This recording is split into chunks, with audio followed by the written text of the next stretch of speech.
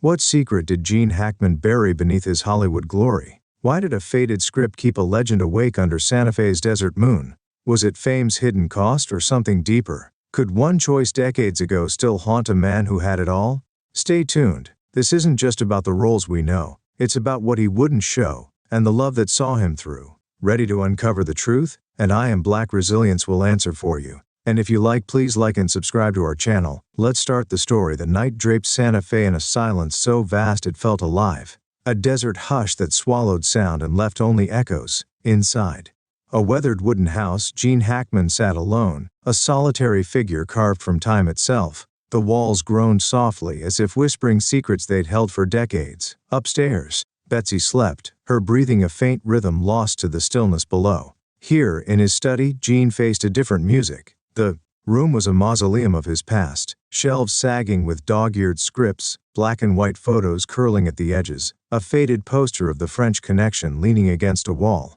But none of that mattered now. His eyes, sharp even at 95, fixed on a small oak desk, a relic from his LA days, its surface scratched and worn. His hands, rough as the bark of an old tree, hovered over a drawer he hadn't touched in years. They trembled, not just from age, though the years had taken their toll, but from something heavier, something buried deep in the marrow of his bones.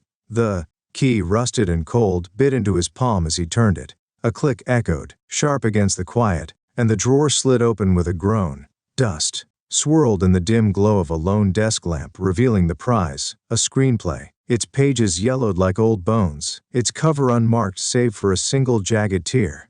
This wasn't one of his classics, not the gritty streets of Popeye Doyle or the cold menace of Lex Luthor. No. This was something else, a jagged shard of his soul, scratched out in ink he'd tried to forget. I picture him there, breath catching in his chest, the weight of a lifetime pressing down. That script wasn't just paper, it was a pact, a ghost from 1968 that had haunted him through every award, every standing ovation. Rewind the clock. See him at 38, not yet the legend, sitting in a greasy La diner. The air's thick, cigarette smoke curling like fog, the clink of cheap coffee cups, Sinatra's My Way humming from a jukebox in the corner. Across from him, a producer, sharp suit, sharper eyes, slides the script over a sticky table. "This is your ticket, Gene," he says, voice slick as oil. "Play it, and you'll own this town, but it'll cost you more than you know." Gene's laugh back then was rough, dismissive. He took the deal, pocketed the script, and let the dominoes fall. Bonnie and Clyde hit big, the roles poured in, and the world knelt at his feet. But this script? He shoved it into darkness, locked it away like a sin he couldn't confess. Now in Santa Fe he held it again. His fingers traced the edges, brittle as autumn leaves, and I hear his voice, low, cracked, a whisper meant for no one. "You bastard," he mutters. Maybe to the producer, maybe to himself. The words on that page weren't fiction, they were a mirror, reflecting a man who'd traded a piece of his truth for a throne. I think of Marlon Brando, who walked away from roles that cut too close. Streetcar was raw, but he dodged deeper wounds. Or Orson Welles, whose genius came with a shadow he couldn't outrun, a life of brilliance stained by regret. Gene was their kin, a titan on screen, but here, just a man staring at the deal that made him. The room closed in, the air thick with dust and memory. I see him flip the first page, eyes scanning lines he'd memorized in nightmares. It wasn't about fame, it was about fear, about a choice he'd made when the lights first dazzled him. Back in '68, right as his star rose, he stood at a fork in the road. One path led to glory, the other to a quieter truth he'd never chased. He chose the spotlight, but this script, this damned relic, was the shadow he couldn't shake. It told of a man who sold his conscience for applause, a story too real to film, too heavy to share. Hollywood handed him gold, but it carved out something vital, a piece of his soul he'd spent decades pretending wasn't gone. I'd bet he sat there longer than he meant to, the desert outside stretching endless, unforgiving. The lamp flickered, casting jagged shadows across his face, those famous lines, etched deeper now by time and guilt. Did Betsy know? Did she ever catch the flicker in his eyes when the past crept up? I imagine her upstairs dreaming of their years, 34 winters of love, her piano weaving a thread through his chaos. She was his anchor, but even she couldn't reach this. The script stared back, relentless, a confession he'd never voice, a wound he'd never heal. He closed his eyes, the drawer still open, the night pressing in. This wasn't about the roles he'd played or the trophies he'd won. It was about the man beneath, gruff, guarded, human. Hollywood had crowned him, but it had also claimed him. That script was proof, a silent scream from a life too bright, a secret he'd carried alone. And as the desert moon hung high, I see him clutch it tighter, not ready to let go, not yet ready to face what it meant. The Santa Fe night hung heavy, a blanket of silence stitched with the faint hum of the desert beyond the wooden walls. Gene Hackman sat in the dim glow of an oil lamp, its flicker casting jagged shadows across his weathered face.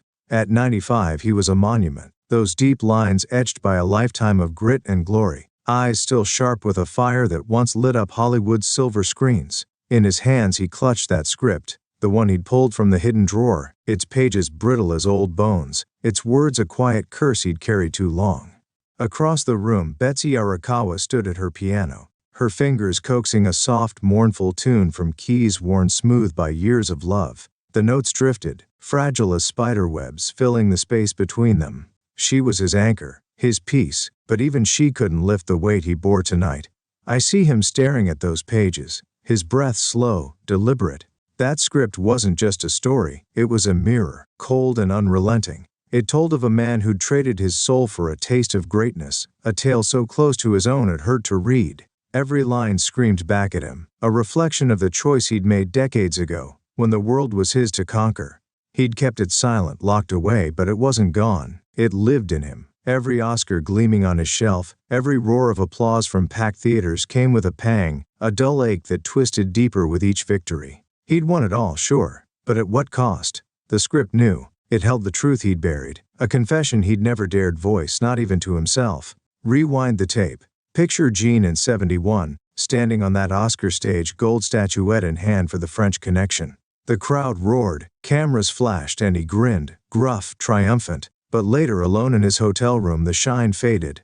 He'd felt it then, a whisper of guilt, a shadow slipping through the cracks of his armor. That script had been with him, tucked in a suitcase, its presence a silent judge. It wasn't about the roles he'd played, it was about the man he'd become to play them. I imagine him pacing, whiskey in hand, the LA skyline glittering outside like a promise he'd already broken.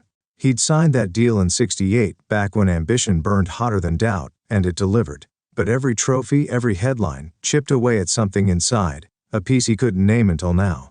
Betsy's music pulled him back. Her fingers danced over the keys, a melody he'd heard 1,000 times, a lifeline woven through their 34 years. She didn't know about the script, not yet, but I'd bet she felt it, in the way his shoulders slumped, in the flicker of his gaze when the past crept too close. She was his sanctuary, her presence softening the edges of a life that had cut deep. I see her pause, mid-note, and glance over, those warm eyes catching his in the half-light. "You okay, Gene?" she asked, voice soft as a prayer. He didn't answer right away, just nodded to lie heavy on his tongue. She went back to playing, trusting him, loving him. But the script sat there, a third presence in the room, unseen, unheard, yet louder than her song. To me, this is where Gene becomes more than a legend. He's human, raw, flawed, haunted. That script wasn't some tabloid scandal, no affairs, no fistfights. It was shame, pure and piercing. Shame for bending to a system that demanded more than talent, for trading a quieter truth for a louder lie. I think of Marlon Brando, how he turned down roles that hit too raw, like On the Waterfront could have been, but still carried ghosts in his silence. Or Natalie Wood, her beauty. A mask for storms she never shared, drowned by a life too big, too fast. Gene's burden was different though. It wasn't tragedy, it was compromise. Hollywood crowned him king, but it carved out his core, left him hollow beneath the grit we all adored. I picture him flipping the pages, slow, deliberate, each word a needle in his chest. The script told of a man who'd sold his conscience, scene after scene of ambition swallowing integrity, glory drowning doubt.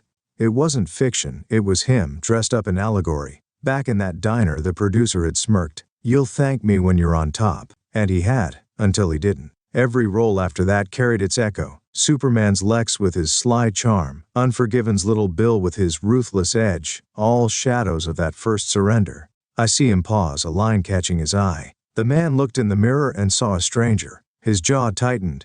That was it. The truth he'd run from, the face he'd worn to survive. The room grew smaller, the air thick with dust and memory. Betsy's piano sang on, a tender counterpoint to the storm inside him. I'd wager he'd thought about burning it, tossing it into the fireplace, watching the flames eat his shame. But he didn't. Why? Maybe it was pride, a refusal to let it win. Maybe it was penance, a need to feel the weight, to own it. I think of Johnny Cash, how he sang of sin and redemption, his voice a gravel road paved with regret. Gene didn't sing, he acted, lived, breathed his roles, but this script was his unsung hymn, a dirge for the man he might have been. Years had passed since that deal. Decades of red carpets, late-night shoots, Betsy's steady hand through it all. She'd seen him at his best, his worst, gruff and tender, fierce and frail. But this was a corner of his soul she'd never touched. I imagine him glancing at her, her silhouette soft against the piano's curves, and wondering what she'd say. Would she understand? Would she see the boy from San Bernardino who dreamed big, only to lose something bigger? He didn't know, didn't ask. Just sat there, the script a lead weight in his lap, its silence louder than any crowd he'd ever faced. Outside, the desert stretched endless, stars pricking the black like tiny accusations. I see him lean back, eyes closing, the lamp's glow fading to a pinprick. This wasn't about the fame he'd won or the roles he'd nailed. It was about the cost, the quiet, gnawing cost of a life too bright. He'd kept it secret, locked it tight, but it lived in him still, a guilt that shadowed every triumph, a shame that no Oscar could erase. Betsy played on, her notes a lifeline he clung to, but even she couldn't pull him from this abyss. Not yet. The script stayed, a testament to his fall, a fall he'd masked with every gruff laugh, every steely glare. And as the night deepened, I hear his whisper, barely audible, "What did I do?" A question with no answer, a wound with no cure. The Santa Fe night stretched long and quiet, a velvet curtain drawn tight. Over the desert's edge, inside the wooden house, time seemed to slow, the air thick with something unspoken. Gene Hackman sat on the old couch, its springs creaking under his weight, his 95 years etched into every line of his weathered face. Beside him, Betsy Arakawa rested, her presence a steady warmth against the chill creeping through the walls. The lamp flickered low, casting golden shards across the room, and there in his hands was the script, that brittle yellowed relic he'd pulled from the shadows. For decades it had been his silent burden, a confession locked away. But tonight, under a moon that hung heavy and knowing, he couldn't carry it alone anymore. I see him turn to her, his voice, a gravelly whisper honed by years of grit, breaking the stillness. "Betsy," he said, soft, hesitant, "there's something I need you to see." Her fingers paused on the edge of her sweater, those hands that had danced across piano keys for 34 years now stilled by his tone. She looked at him, eyes soft but piercing, the kind of gaze that could unravel a man without a word. He handed her the script, its pages trembling slightly as they passed from his grip to hers. She didn't flinch, didn't question, just took it, her touch gentle, like she was holding a piece of him instead of paper. The room held its breath as she opened it, her eyes tracing the faded ink, line by jagged line. What did she read? I imagine a story raw and unfiltered, a man who'd bartered his soul for a shot at the top, who'd built an empire on a foundation of regret. It wasn't fiction, it was Gene, stripped bare. Every word echoed the deal he'd made back in '68, the choice that fueled his rise but haunted his nights. Betsy didn't gasp, didn't pull away. She just read, slow and steady, her silence a shield around them both. I picture her pausing at a line, "He traded truth for triumph," and glancing up not with judgment but with a quiet understanding that cut deeper than words. "What's this one about, Gene?" she asked, her voice a lifeline, soft as the desert wind. He didn't answer right away. His jaw tightened, eyes drifting to the window where the moon stared back, unblinking. "It's me," he said finally, the admission rough, raw. "It's what I did, what I let happen." The weight of it hung there, heavy as the dust on those shelves. Betsy set the script down, gentle, reverent, and slid her hand into his. Her fingers, worn by time but strong, laced through his, a tether pulling him back from the abyss. "You're more than this," she said, her tone firm, unshakable. "You always have been." And in that moment I see his shoulders ease, the burden lifting, not gone but shared. To me, this is where the story turns. It's not about erasing the past, it's about facing it, owning it. Betsy didn't need to say more. Her touch, her faith was enough. I think of Paul Newman, how he found peace with Joanne Woodward beside him, their love a quiet strength that outlasted Hollywood's glare. Or Ella Fitzgerald, whose voice carried scars she never sang, soothed by the ones who saw her soul. Gene and Betsy were that, a bond forged through decades, unyielding even now. He didn't burn the script, didn't tear it apart. They let it sit there, on that scarred wooden table, a relic yes, but no longer a chain. It was part of him, part of them, a silent witness to a life they'd built together. Morning came soft over Santa Fe, the desert sun spilling through the windows like a sigh. They were still there, on that couch, Jean and Betsy, hands clasped tight, faces calm, as if they'd drifted off mid-breath. Dusty lay curled at their feet, his shaggy form still, loyal to the end. The cops who found them later scratched their heads, struck by the peace of it all. No struggle, no chaos, just a stillness that felt sacred. And there, on the table, the script remained, not blank like some cosmic erasure, but silent, not empty, but at rest. I see it now. Every page a chapter closed, every word a weight released. I'd bet Jean felt it, that moment of letting go, not with a grand gesture but with Betsy's hand in his, her voice echoing in his ears. That script had been his shadow, his shame, a deal struck in a smoky diner that gave him the world and took something back. But here, in this final act, he reclaimed it, not by rewriting history, but by facing it head-on, with her beside him. I think of Robert Redford, how he stepped away from the spotlight to find solace in the wild, or Aretha Franklin, who sang through pain until her last note rang true. Jean's victory wasn't in the roles he played, it was in this, in the love that held him when the curtains fell. The room glowed with that early light, the desert waking slow outside. I pictured Dusty's ears twitching one last time, a faithful shadow in their twilight. The script sat there untouched, a testament to a man who'd lived big, fallen hard and risen again. It wasn't about failure, it was about forgiveness, not from the world but from himself. Betsy gave him that, her presence a balm to wounds he'd carried alone. They didn't need to speak it aloud, their silence said enough. And when they slipped away, together, it wasn't defeat. It was release. A quiet exodus into something beyond the desert, beyond the moon. To me, this is what makes Jean more than a star. He wasn't just the gruff voice, the steely glare. He was a man who'd wrestled his demons and found peace, not in the applause but in the woman who saw him whole. That script, once a curse, became a bridge, a path to reconciliation, a marker of a life fully lived. I see them now, hand in hand, Dusty at their heels, stepping into a place where secrets don't weigh you down. The desert moon watched, its light softening as dawn took hold, a witness to their last act, a story not of loss, but of grace. And so, in the stillness of that Santa Fe dawn, Jean Hackman and Betsy Arakawa slipped away hand in hand with Dusty at their feet, the script resting silent on the table. It wasn't a tale of defeat but of redemption, a final act where Jean faced his past, not with regret but with the peace Betsy's love gave him. That script, once a shadow, became a bridge to a truth he'd carried, a life he'd lived, a bond that no deal could break. We mourn them here at Black Resilience, Jean, the titan who lit our screens, and Betsy, the melody of his heart. Their loss aches, and we ask you to join us in honoring them, sending your thoughts to that desert sky they called home. But their story lives on, and so does ours. Hit like, subscribe, and stay with us, because at Black Resilience the tales of grit and grace keep coming, raw and real, just like they deserve.